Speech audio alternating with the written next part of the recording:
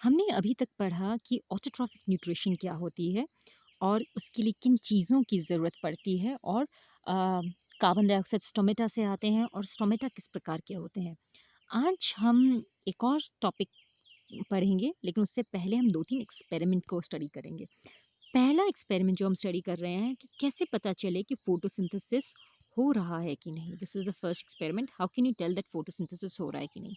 हम जानते हैं कि फोटोसिंथेसिस के टाइम पौधा जो है, we know that in during process of photosynthesis, ये देखिए, हमारा पौधा क्या करता है, कार्बन डाइऑक्साइड लेके ग्लूकोज प्रोड्यूस करता है और इसे स्टार्च की तरह स्टोर करता है। दिस इज़ वेरी इंपॉर्टेंट, इस चीज़ का ख्याल रखिएगा।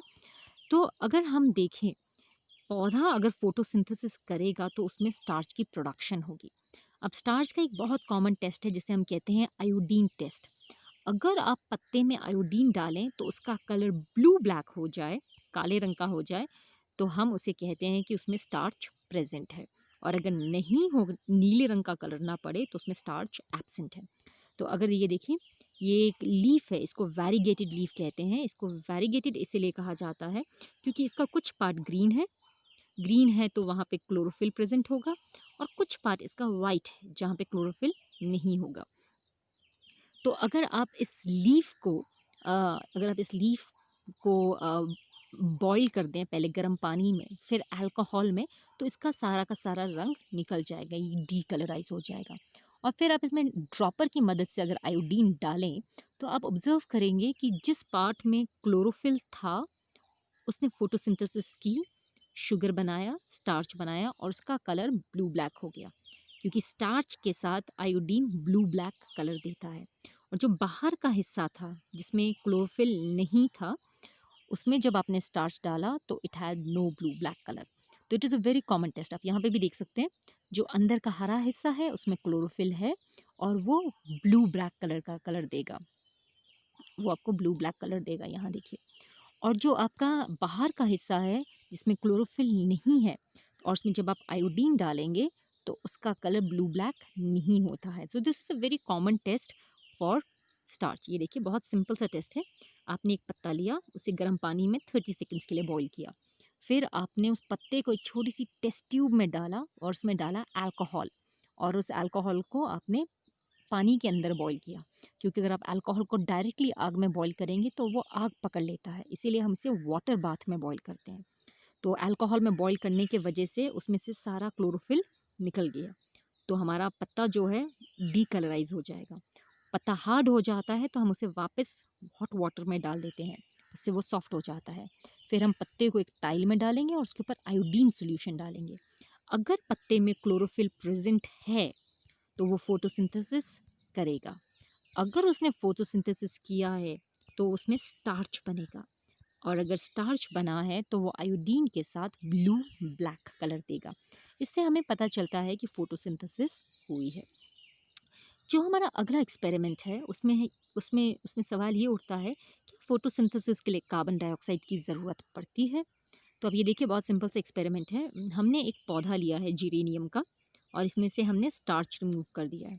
स्टार्च रिमूव करने के लिए हम किसी भी पौधे को अंधेरे में रखते हैं 3-4 दिन के लिए, तो जितना भी खाना था, स्टार्च था, वो पौधा यूज़ कर लेता है।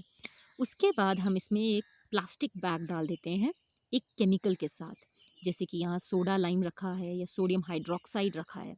ये केमिकल्स जो होते हैं, सोडा लाइम, ये कार्बन डाइऑक्साइड को एब्जॉर्ब कर लेते हैं। फिर हम पौधे को धूप में रख देंगे और पौधे को हम स्टार्च के लिए टेस्ट करेंगे। ना देखिए इसमें क्या हुआ है। हमने सबसे पहले पौधा लिया था और उसको अंधेरे में रख दिया ताकि उसका सारा स्टार्च खत्म हो जाए। फिर हमने इसके ऊपर एक, देखिए, बेल जार भी लगा सकते हैं या प्लास्टिक का बैग लगा सकते हैं, लेकिन ज़रूरी ये है कि आप इसमें केमिकल डाल दें, जिसमें पोटेशियम हाइड्रोक्साइड हो सकता है या सोडा लाइम हो सकता है।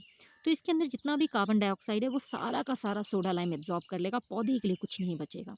अगर पौधे के लिए कार्बन डाइऑक्साइड नहीं बचा तो पौधा फोटोसिंथेसिस नहीं करेगा। अगर पौधा फोटोसिंथेसिस नहीं करेगा तो वो स्टार्च नहीं बनाएगा। अगर स्टार्च नहीं बनाएगा तो वो आयोडीन के साथ ब्लू ब्लैक कलर का टेस्ट नहीं देगा। तो यहाँ देखिए, यहाँ पर आपने एक पौधा रखा है जिसमें इस तरफ केस ए में पोटेशियम हाइड्रोक्साइड रखा है, और आप देख सकते हैं केस बी में पोटेशियम हाइड्रोक्साइड नहीं रखा है। तो इधर कार्बन डाइऑक्साइड जो है वो नहीं बनेगी और यहाँ कार्बन डाइऑक्साइड बनेगी। यहाँ फोटोसिंथेसिस नहीं होगा और स्टार्च नहीं बनेगा और ये आयोडीन के साथ ब्लू ब्लैक कलर नहीं देगा। जबकि यहाँ पर क्योंकि इधर कार्बन डाइऑक्साइड अंदर प्रेज़ेंट है, तो वो फोटोसिंथेसिस भी करेगा और स्टार्च भी प्रोड्यूस करेगा और ब्लू ब्लैक कलर भी देगा। तो यहाँ पे भी देख सकते हैं, this is also simple example. इन्होंने यहाँ पे एक पत्ते को ग्लास बॉटल में डाल दिया है और अंदर एक KOH का सॉल्यूशन डाला है। इसकी भी खास बात क्या है, ये कार्बन डाइऑक्साइड को एब्जॉर्ब करेगा। अगर ये कार्बन डाइऑक्साइड को एब्जॉर्ब करेगा then there will be no photosynthesis. If there is no photosynthesis then there will be no starch. और अगर स्टार्च प्रेजेंट नहीं होगा then there will be no blue black colour, no blue color with iodine. So it's a very simple test to see that carbon dioxide is very essential for photosynthesis. तो चलिए आज के लिए यही करते हैं। इसको प्लीज़ NCERT में रीड कर लीजिएगा। कोई प्रॉब्लम हो तो मैसेज कीजिएगा।